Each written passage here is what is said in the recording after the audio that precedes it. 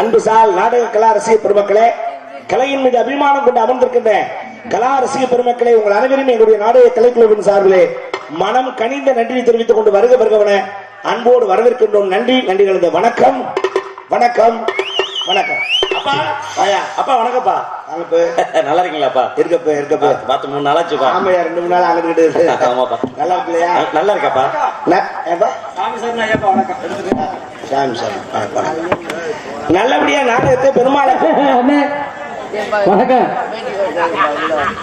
இருக்கீங்களா? ஆமா நல்லா இருக்கு. சரி சாமி sir Ayyappa sir Ayyappa sir சாமி சார் சரி பெருமாளை கும்பிட்டுட்டு நல்லபடியா நாடகத்தை துவங்கி இருக்கோம். வணக்கம் சாமி. மாப்பிள்ள சாமி வணக்கம் சாமி. வணக்கம். வாழ்க வளம். போதும்ல வணக்கம். இதோடு நிறுத்திக்கணும். கெடுத்துட்டாங்களா? எனக்கு தெரியும். குரங்கு தான் கெட்டதும் இல்லாம வனத்தையும் கெடுக்குமா? இவங்க பண்ற வேலை அவங்களுக்கு எடுத்து விட்டு இல்லப்ப. ஓயாம வணக்கம் வணக்கம்னா அது நக்கல் பண்ற மாதிரி இருக்கு. இல்ல தமிழர் பண்பாடு வணக்கம் சொல்றது போதும். தமிழர் பண்பாடுனா ஒரு தரம் தான் சொல்லணும். வணக்கம் நான் சொன்னேன். நீங்க சொன்னீங்க அவங்க யாரா சொன்னாங்களா? அத கேளுங்க முதல்ல. அதுக்காக சுத்தி சுத்தி வணக்கம் சொல்லிட்டே வந்தோம். தமிழருடைய பண்பாடு வணக்கம்னு சொன்னா திரும்ப வணக்கம் சொல்லணும். ஆமா. ஆனா நீங்க எல்லாம் ஏன் வணக்கம் சொல்லணும் எனக்கு தெரியும். ஏன் தனித்தனியா ஒவ்வொருத்தரா எந்திரிச்சு வணக்கம் சொன்னா அதுலயே விடிஞ்சு போகும், நாடகம் முடிஞ்சு போகும். முடிஞ்சு போயிடும். அதுக்காக நீங்க எல்லாம் என்ன செய்றீங்கன்னா நான் சொன்ன வணக்கத்தை நீங்க ஏத்துக்கிறதா இருந்தா எல்லாரும் ஜோரா ஒருத்தரும் கை தட்டினீங்கன்னா அதை ஏத்துக்கிட்டதா அர்த்தம். சபாசு போதும்லப்பா. இதுக்கு மேல வேணும். நல்லபடியா பகவானை கும்பிட்டு இந்த நாடகம் எதுக்கு வச்சிருக்காங்கன்னா சாமி கும்பிடுத்த. ஆமா. சாமி கும்பிடுறது நாடகம் வைப்பாங்களா? நம்ம 10 நாடகாரனுக்கு பொழப்பு கிடைக்குமா? அது எப்படி? அப்ப சாமி கும்பிடுறது முக்கியம். இன்னைக்கு நீங்க போய் எல்லாரும் வெங்கடேச பெருமாள் அவரை போய் நீங்க அங்க கும்பிட்டு வரணும்னு அவசியம் இல்ல. என்னை கும்பிட்டாலே உனக்கு புண்ணியம். என்னப்பா சொல்றீங்க? நான் தாண்டா பெருமாள். அப்ப அங்க இருக்கு அவரும் பெருமாள் தான். அவர் மூலவர், நான் உற்சவர். ஊர் சுத்தி வர்றது நானு. உட்கார்ந்த இடத்துல அருள் கொடுக்கறது அவரு. புரியுதா? ஏன் நான் தான் பெருமாள்னே? ஏன் எடுத்து வச்சது உங்களுக்கு யாருக்காவது இந்த பாக்கியம் கிடைச்சதா? இல்லையாப்பா. நேரா போய் பெருமாளை கும்பிட்டது காரணம் என்ன? என்ன காரணம்? ஆதியிலே கோமாளி அவதாரம் எடுத்தவன் பெருமாள். எப்படி கோமாளியாக அவதாரம் எடுத்தவன் யாருன்னா பெருமாள் தான். என்ன காரணம்? அதாவது சிவபெருமானுடைய கைய மண்டை கவிக்கிருச்சான். அதான் கபால தோஷமாக அந்த மண்டை கவிக்கிட்டு கைய விட மாட்டேன்னுச்சான். அப்பதான் மகாவிஷ்ணு என்ன பண்ணார்? கோமாளி அவதாரம் எடுத்து ஆடி பாடி அதை சிரிக்க வச்சு அந்த கையில இருந்து அது வாய் கவியில் வந்து சிரிச்சு கீழே விழுந்துச்சான். அப்படி ஒரு கதை. இன்னொரு காரணம் என்ன தெரியுமா? என்ன காரணம்? ஏன்டா என்னை கும்பிடுங்க நான் சொன்னேன்னா, இந்த நாடகத்துல அவதாரம் கோமாளி அவதாரம் நானு. இன்னொன்னு என் பேரே என்ன? ஹரிஹரன். ஹரினா மகாவிஷ்ணு, ஹரன்னா சிவன். என்னைய கும்பிட்டா பெருமாளையும் சிவனையும் கும்பிட்ட பாக்கியம் உங்களுக்கு கிடைக்கும். ரெண்டு நான் தான். விஷயம் இருக்கு தெரியுதா? ஐயா நல்லா இருந்தேன், நல்லா இருக்கிறதான் ஆசை. என்ன விஷயம்னா, இந்த உலகத்துல காக்கும் தெய்வம் பெருமாள். அப்ப இந்த பெருமாள்கிட்ட போய் தேவர்கள்லாம் சேர்ந்து முறையிட்டாங்களாம். எப்படி? எதுக்கு? பெருமாளே, நீங்க கொஞ்ச நாளைக்கு நாங்க சொல்றத கேட்கணும். என்ன கேட்கணும்? என்ன? பெருமாள் கையில வச்சிருக்க ஆயுதம் என்ன தெரியுமா? சங்கு சக்கரம். அந்த சங்குக்கு பேரு பாஞ்சஜன்யம்னு பேரு. அவர் கையில வச்சிருக்காரு அந்த சக்கரம், அதற்கு பேரு சுதர்சன சக்கரம்னு பேரு. அந்த சங்கு சக்கராயுத பாணின்னு அவருக்கு ஒரு பட்டம். இப்ப அவர் கையில வச்சிருக்காரு அந்த சங்கு. அந்த சங்கு அவர் ஊதுனாத்தான் நாட்டுல மழை பெய்யும் ஒரு ஐதீகம். அப்ப தேவர்கள்லாம் என்ன செஞ்சிருக்காங்க? இந்த மனுஷ பயிட்ட பக்தி மார்க்கம் குறைஞ்சு போச்சு. சரி, எவனு சாமியை கும்பிடுறாங்க அக்கிரமம் அதர்மம் அதிகமா பெருகி போச்சு. அப்ப கொஞ்ச நாளைக்கு இவங்கள காய போட்டாக்கா சாமி மேல இவங்களுக்கு பக்தி வரும் அப்படின்னு என்ன செஞ்சாங்க? பெருமாள்கிட்ட போய் சொன்னாங்க, பெருமாளே கொஞ்ச நாளைக்கு இந்த சங்க நீங்க ஊதாம விட்டுருங்க. இவங்க மழை தண்ணி இல்லாம பஞ்சம் பசி பட்டி நின்று அலையணும். அப்பதான் இவங்களுக்கு பக்தி மார்க்கம்னா என்னன்னு தெரியும் அப்படின்னு 10 வருஷத்துக்கு நீங்க சங்க ஊதப்படாதுன்னு சொல்லிட்டாரு. பெருமாள் பார்த்தாரு, சரி மக்களுக்கு நல்ல புத்தி வந்தா சரிதான் அப்படின்னு சங்க கீழே வச்சுட்டார். வருஷம் 1 ஆச்சு, 2 ஆச்சு, 3 ஆச்சு, மழை இல்ல. பூமி எல்லாம் பாலமா புலந்து போகுது. விவசாயம் இல்ல. எப்படி மக்கள் நல்லா இருக்கான்? எவனும் விவசாய நாட்டுக்கு இடத்துக்கு நிலத்துக்கு போகல, உழுகல, பயிர் பண்ணல, ஒண்ணும் செய்யல. ஆனால் ஒரே ஒருத்தர் மட்டும் தினம் ஏற்கலப்பை எடுத்துக்க, மாட்டை புடிச்சுக்க, நேரம் காட்டுல போய் வயக்காட்டுல வரட்டு உழுவ தினம் இப்படியே போயிட்டு வந்திருக்கேன். அந்த ஊர் சனம் எல்லாம் பாத்திருக்கேன். பைத்தியம் முடிச்சேன் போல இருக்கு. மழையும் இல்ல தண்ணியும் இல்ல, என்ன மைத்தியம் உழுகுறான்னு தெரியல. ஏன்டா இப்படி பண்ற, நீ மெண்டலாடா அப்படின்னு கேட்கும் போது அந்த விவசாயி சொன்னா, என்னன்னு, இந்த 2 வருஷம் 3 வருஷமா தன்னடா மழை இல்ல. அட நாளைக்கே மழை பெய்யலாம், நாளை கழிச்சு பெய்யலாம், இன்னும் 2 வருஷம் கழிச்சு கூட பெய்யலாம். மழை பெய்யாமலா போயிடும். அது வரைக்கும் நம்ம பேசாம உழுகாமையே இருந்தோம்னா உழுகுறது எப்படின்னு எனக்கு மறந்து போயிடும். மாட்டுக்கு எப்படி நடந்து போறதுன்னு மாட்டுக்கு மறந்து போகும். கலப்பை எப்படி பூமியில பதியறதுங்கிறது கலப்பைக்கு மறந்து போகும். அது மறந்துடக்கூடாது. இரும்பும் தொழிலும் இருந்தா கெடுங்கிறதுக்காகத்தான் நான் இதை செஞ்சுக்கிட்டே இருக்கேன்னு சொல்லி முடிச்சான்ல. அடிச்சு மழை துறன்னு ஊத்துனா தேவர்கள்லாம் கடுப்பாயிட்டாங்க. நேரா பெருமாள்கிட்ட போனாங்க, என்ன பெருமாளே 10 வருஷம் ஊதப்படான்னு சொன்னா 3 வருஷம் தான் ஆயிக்கணும், 7 வருஷம் பாக்கி இருக்கு, அதுக்குள்ள எதுக்கு ஊதுனீங்க? மழை பெஞ்சிருச்சே அப்படின்னு. அப்பதான் பெருமாள் சொன்னார், அட போங்கடா, இன்னும் 7 வருஷத்துக்கு ஊதாமே இருந்தேன்னா சங்கு ஊதுறது எப்படின்னு எனக்கு மறந்து போகும். சங்குக்குள்ள சத்தம் வர்றது எப்படின்னு சங்குக்கு மறந்து போகும். அந்த புத்தியை எனக்கு சொன்னவனே இந்த விவசாயி தான்டா. இரும்பும் தொழிலும் இருந்தாக்கணும். அதனால நான் செய்யற வேலையை செய்யறேன், அவன் செய்யற வேலையை செய்யட்டும்னு அழகா சொன்னாராம் பெருமாள். அதனால அந்த பெருமாளை நாமெல்லாம் வணங்கி நம்ம வேலையை பார்க்கலாம். நாடகத்தை நீங்க எப்படி பார்க்கணுங்கிறத உங்களுக்கு நான் தெளிவா சொல்லட்டுமா ஐயா? கண்ணாலே நாடகத்தை பார்த்துடுங்க, காதால பாட்டுகளை கேட்டுடுங்க. கண்ணால நாடகத்தை பார்த்துடுங்க, உங்க காதால பாட்டுகளை கேட்டுடுங்க. சொன்னப்போ அமைதியா இருந்துடுங்க. ரசிக சோதர சகோதரிகளை வணக்கம் உண்டு. கண்ணாலே உங்க கண்ணாலே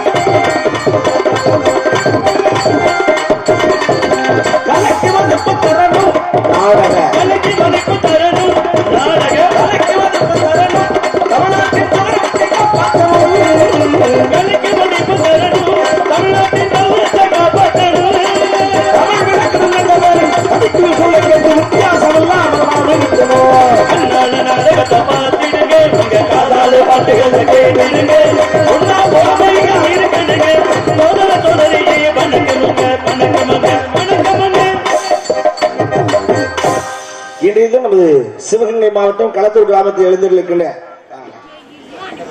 பவுனா நடிக்கும் சகலகலா வல்லவன் ஆர்பி ஹரிஜன் அவர்களுக்கு களத்தூர் கிராம இந்து கௌரவ தேசத்தவர்கள் சார்பாக பொன்னாடி அளிக்கப்படுகிறது.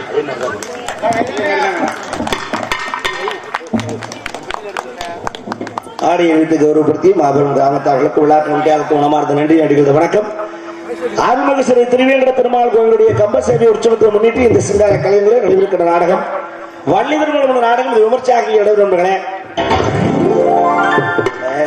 நாடகக்காரனுக்கு கிடைச்ச ஒரு பெரிய பாக்கியம் இதெல்லாம். ஏன்னா புரட்டாசி சனிக்கிழமை, அம்மா புரட்டாசி சனிக்கிழமை அன்னைக்கு பெருமாளுடைய சந்நிதியில அவர் வாசல்ல இப்படி நின்று அவருடைய பேரை சொல்றதுக்கு கிடைக்கிற பாக்கியம் இருக்குன்னா ஏதோ ஒரு ஜென்மத்துல என் பாட்டையும் முப்பாட்டையும் செஞ்ச புண்ணியம் இன்னைக்கு இந்த மண்ணில் இந்த பெருமாளுடைய வாசல்ல அவரு பேரை சொல்றதுக்கு எனக்கு இந்த பாக்கியம் கிடைச்சிருக்கு இல்லையா? அதுக்கு நாம செஞ்ச புண்ணியம். இந்த நாடகத்திலே பங்கு பெறக்கூடிய நடிகர் மாமணிகள் தென்னக மேடுகளுக்கு வெற்றி முரசு கொட்டி கொண்டிருக்கும் அருமை அன்பர் மெலோடி கிங் சியா ஸ்ரீனிவாசன் அவர்கள் இங்கே வேலன் வேண்டன் கொடுத்து நடிக்க காத்திருக்கிறார். இன்னைக்கு முருகனா நடிக்கிறதுக்கும் பெருமாள் தாண்டா வந்திருக்காரு. சீனிவாசன் அம்மா அம்பட்டும் பெருமாள் சம்பளமா தான் இருக்கு இன்னைக்கு. அதற்கு அடுத்தபடியாக அவரோடு இணைந்து இங்கே குயிலுடைய கானங்களை பாடி மகிழ்விக்க காத்திருக்கின்றார் குயிலிசை கோகிலவாணி. அமையபுரத்தை சார்ந்த அருமை மகள் கே நந்தினி அவர்கள் இங்கே வெளியாக எல்லாம் மகிழ்விக்க காத்திருக்கின்றார். அதற்கடுத்தபடியாக வள்ளிக்கும் முருகனுக்கும் திருமணம் நடாத்திய தீர வேண்டும் என கட்சி கட்டுக் கொடுப்பவர் காத்திருக்கின்றார். சொல்லெடுக்கு வீரர் முறையோடு பேச உரையாட காத்திருக்கின்றார். இலக்கிய சுடர் இதிகாச சுடர் என்றெல்லாம் பாராட்டுதல் பெற்ற உங்கள் உடப்பம்பட்டி நாயகர் யாரு? அவரும் பெருமாள். அவரும் பெருமாள் தான். ஆமா ஐயால விளையாட்டு காரியமாடா. இதெல்லாம் ஏதோ ஒரு காரணம் இல்லைன்னா அப்படி கொண்டு வந்து சேர்க்காது. கண்டிப்பா கண்டிப்பா. உடப்பம்பட்டியை சார்ந்த பெருமாள் ராஜ் அவர்கள் திருவேங்கட பெருமாள் சன்னிதியிலே நாரதாவளிக்கு காத்து வருகிறார்கள். அதற்கு அடுத்தபடியாக இங்கே பக்கம் இடங்களாக பக்க பலமாக இசைகள் இசைக்கு வந்திருக்கின்றார்கள். இசை வேந்தர்கள் ஆறுமணி சக்கரவர்த்தி மெலிசி திலகம் அன்புமகன் மருந்தாவரி சார்ந்த ஜெய் மணிகண்ட பிரபு அவர்கள் அருமையும் அன்பின் பாடல்.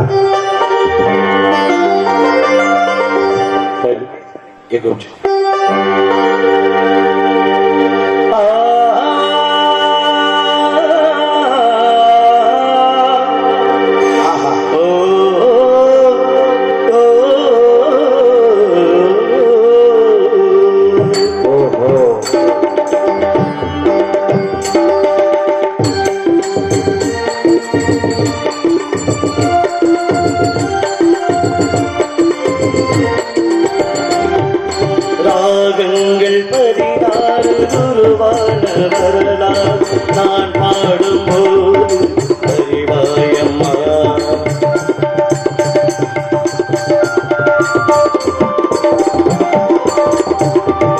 ராகங்கள் 16 உருவான வரலாறு நான் பாடும்போது அறிவாயம்மா.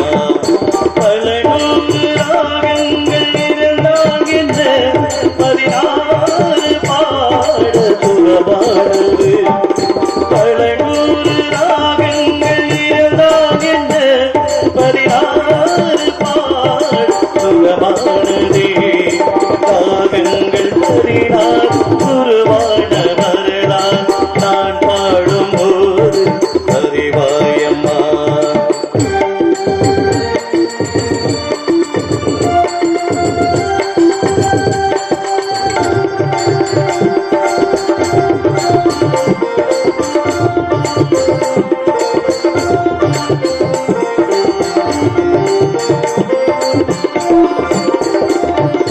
கலைவாது தான் மீட்டும் நிறமான வீடு கனிவான தரம் பாட பதமானது. கலைவாது தான் மீட்டும் நிறமான வீடு கனிவான தரம் பாட பதமானது. அழகான இளப்பெண்ணின் நீ காக்கும் ஆராத துதிக்கும் வீணையம்மா. அழகான இளப்பெண்ணின் நீ காக்கும் ஆராத துதிக்கும் வீணையம்மா. ராகங்கள் 16 உருவான வரலாறு நான் பாடும்போது அறிவாயம்மா. பல நூறு ராகங்கள் இருந்தால் என்ன 16 பாட சுகமானது. பல நூறு ராகங்கள் இருந்தால் என்ன 16 பாட சுகமானது.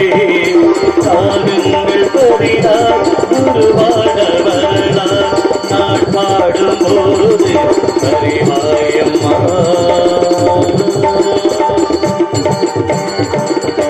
அருமை அருமை, மிக சிறப்பான ஒரு பாடல்.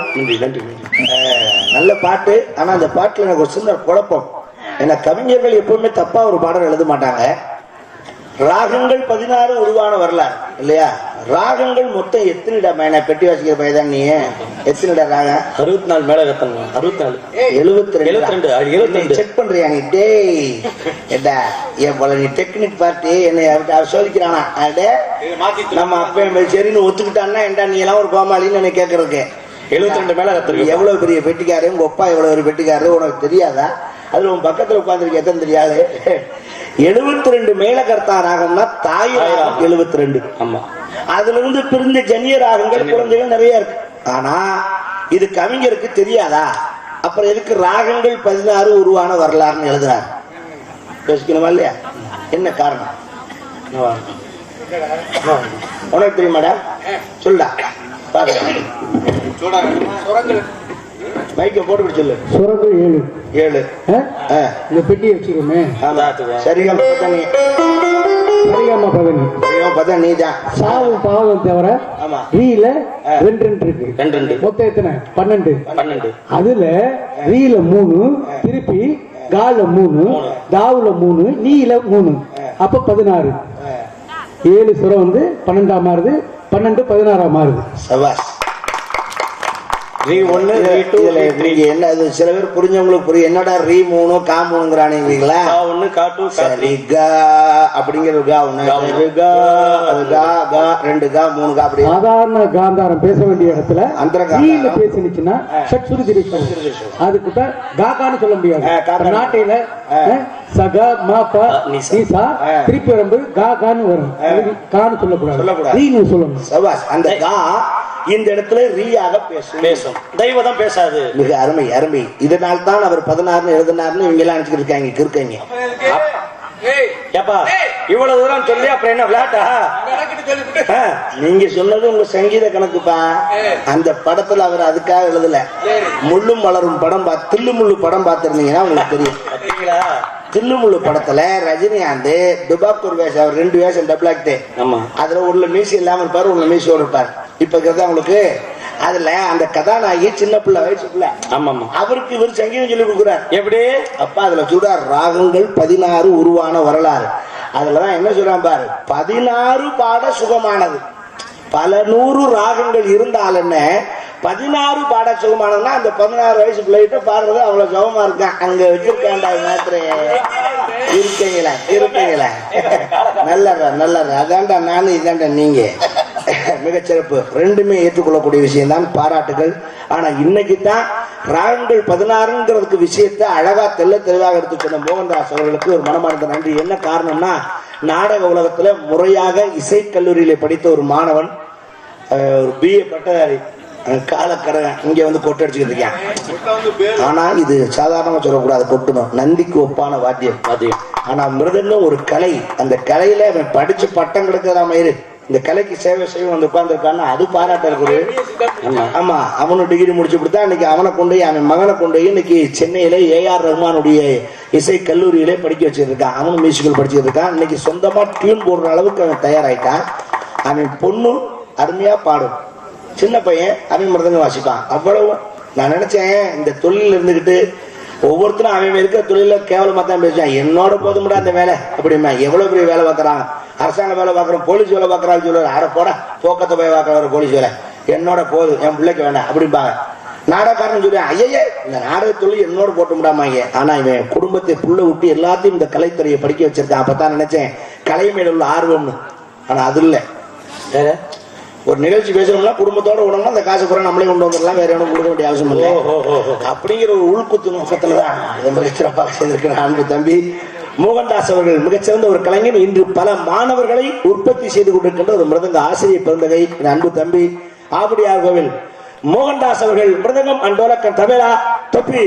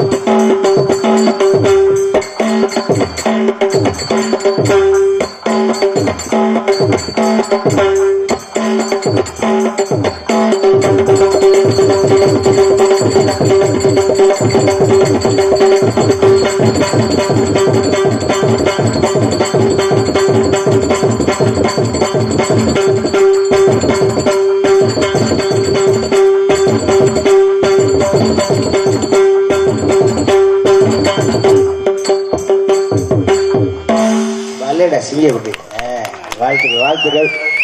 நல்லா இருக்கு, அருமையான வாத்தியம், சொல்லு சுத்தம், அந்த பரபரப்பு எல்லாமே அவர்கிட்ட கேட்கிற மாதிரி அந்த நாத பிரம்மம் அதான் ரொம்ப முக்கியம். முதல்ல 4 சுதி சேரணும், சேரணும். உள்ள போய் சுதியை சேர்க்காம வாசிக்கிறான். நமக்கெல்லாம் அப்படி சேர்த்தான் வாசிச்சாங்கன்னா நமக்கு பாட்டு வந்து தொலையாது, கையும் வந்து தொலையாது.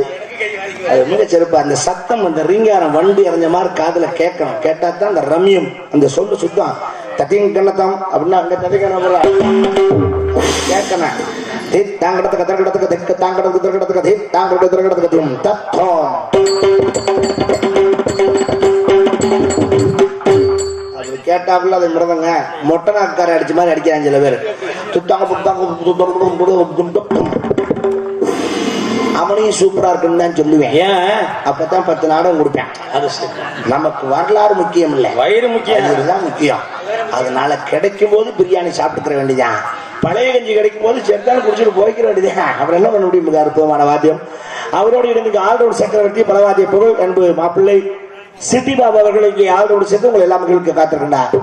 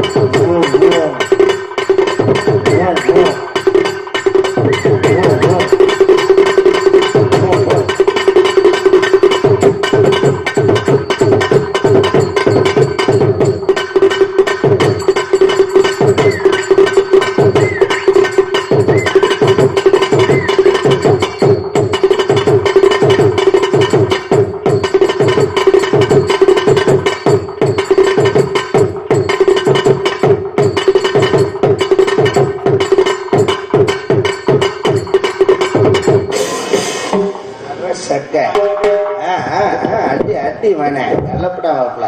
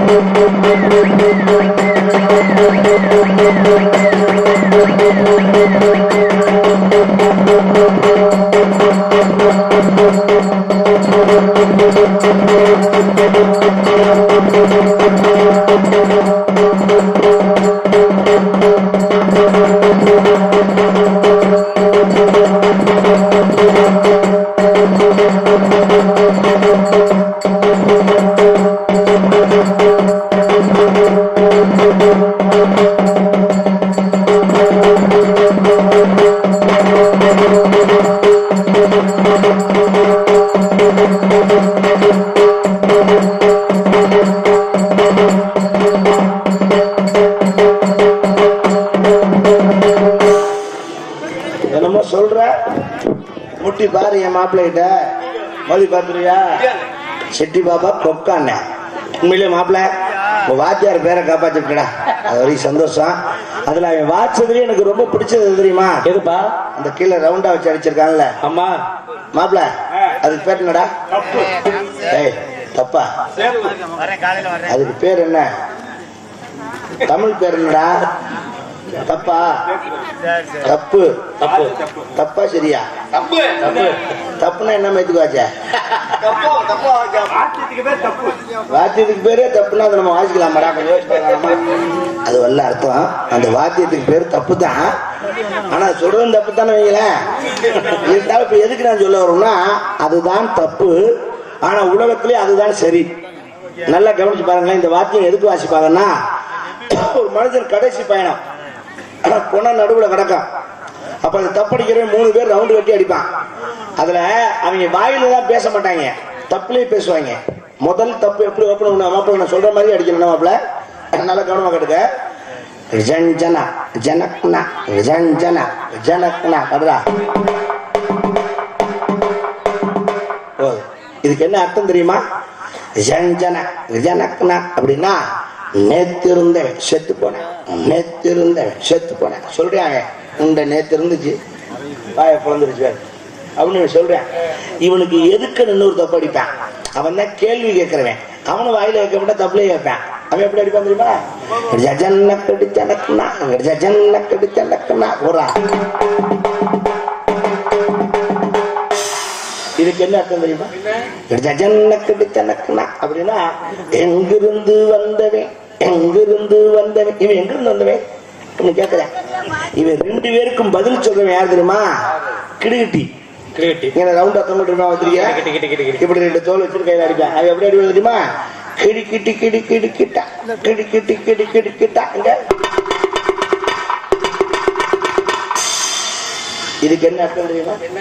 கிடி கிட்டி கிடி கிடி கிட்டா அப்படின்னா இங்கிருந்து வந்தவன், இங்கிருந்து வந்தவன். நீங்க வேற எதுவும் நினைச்சு வச்சிருக்கிறீங்க, அது வருத்தம் அல்ல. இங்கிருந்து வந்தவன் எல்லா மனிதனும் ஒரு தாயுடைய அடிவயத்திலிருந்து தான் வந்தவன் அப்படிங்கிறத இலக்கணத்தை அவன் சாகும் போது பிறந்து வளர்ந்ததை புறம் எடுத்து காட்டுறவன் இந்த தப்பு. அதை போய் தப்புன்னு நம்ம சொன்னா இப்ப இவன் சொன்ன தப்பா சரியா? சரியா? அந்த குழப்பம் வேண்டாம். மேலும் இங்கே சிறந்த முறையிலே தாளம் சேர்த்து கொண்டிருக்கிறார் லய சக்கரவர்த்தி அன்பு மாமா அரசர் குலம் ஜோதி அவர்கள் தாளம்.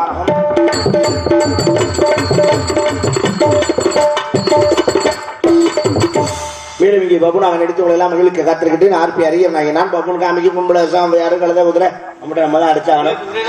கழுத குதிரை ஒரு பேச்சுக்கு சொல்றதான் மாமா, எதுக்கு மோனிக்கிட்டான் எல்லாத்தையும் ஏத்துட்டு வரும்போது சர்க்கஸ் கம்பெனி வச்சிருக்கான். இந்த நாடகத்தில் நாட்டியம் ஆடி மகிழ்ச்சி காத்திருக்கின்ற சிங்காரி நாட்டிய ஒய்யாரி ஆடல் அரசி அபிநய சுந்தரி புதுகை சார்ந்த ரசகுல்லா ராணி ஸ்ரீ அடிமத கத்தடிக்க வாடி பொண்ணு தேத்தணிக்க மானே மா கோயிலே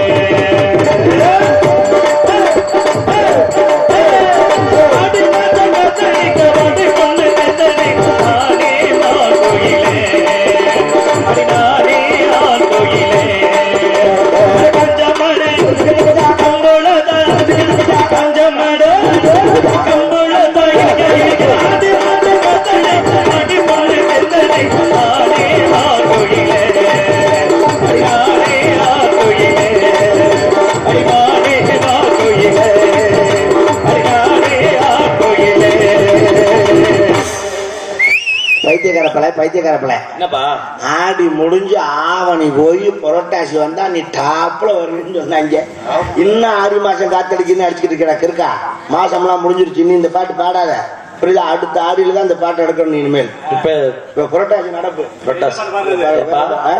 அப்ப ஆடி மாசம் பாடக்கூடாது, பாடக்கூடாது ராமாயணே. சரியா? சரி சரி போ மன்னிச்சுங்க. சரி இங்க புரட்டாசி மாசம் காத்தடிக்க ஒவ்வொரு மாசத்துக்கு காத்தடிச்சுட்டே இருப்பியா? உனக்கு பஞ்சர் கடை வச்சு தரேன், அதில் வச்சு காத்தடிச்சுட்டே இரு, தொந்தரவு எல்லாம் போகும். இருக்கு பல வேற வாட்டினா இதே மாத்தி மாத்தியா பண்ண சொன்னாங்க.